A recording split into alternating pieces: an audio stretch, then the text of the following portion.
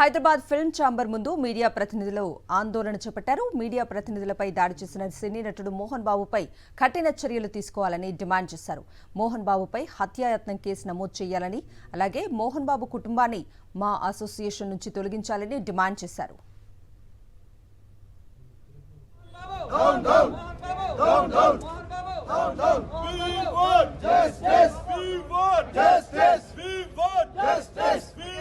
Justice!